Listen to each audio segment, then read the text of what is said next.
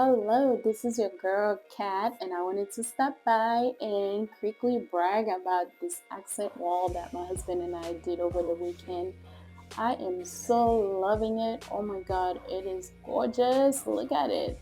So, this was the inspiration. I wanted something that looks really close, so I searched the internet because this wall right here had to go, and look at it, it was just too plain.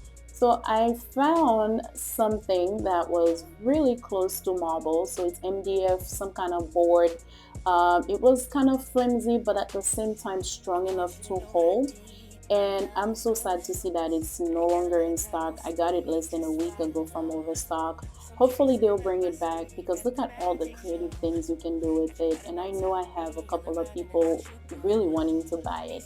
I also use some gold strips that I purchased on Amazon. They are amazing.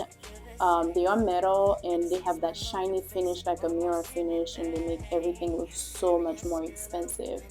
So you can find those there, but you will need a metal cutter. So here's the real deal.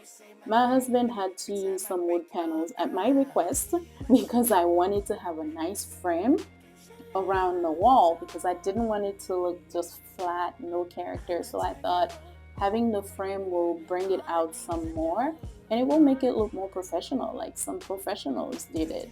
So, of course, he had to glue them first and then he went around with a staple gun to staple them, making sure that they would stay in place because we have little kids, we don't want anything falling on them.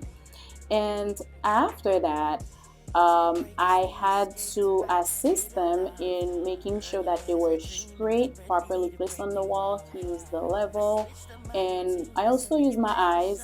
Sometimes I don't know. I always feel like looking at stuff, staring at it, backing up, it always makes a difference. So the level helped, and my eyes also helped.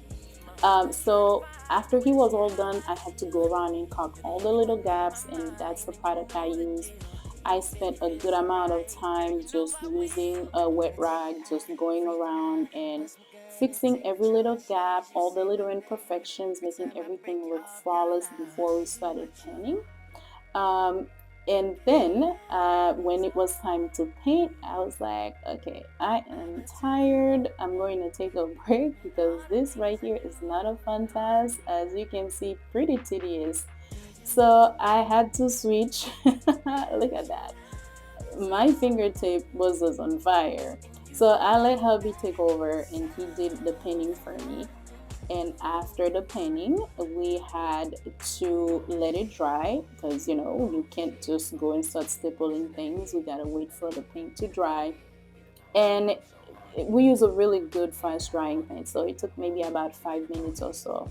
So now he had to come up and try to size the panels, cut them, measure them, and making sure that they were the right size before we started stapling and gluing.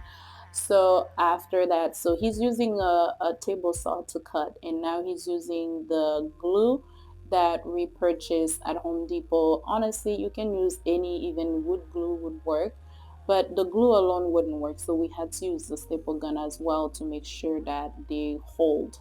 So after applying the glue, he placed them on the wall. That's why he's wearing these silly gloves, kitchen gloves, because he was like, we need gloves because now the glue is smearing all over his hand. So I gave them to him and making sure everything is just flat to the wall. The gaps, I didn't mind the small gaps because I had the metal to use, but I mean, it's just gorgeous. I'm so glad I did this. Look at it. It's just so beautiful. It stands out and it's making just the right statement. I am so happy with this. This was meant to cost me over $3,800 to do the real thing, and we did this. It ended up costing us about 400.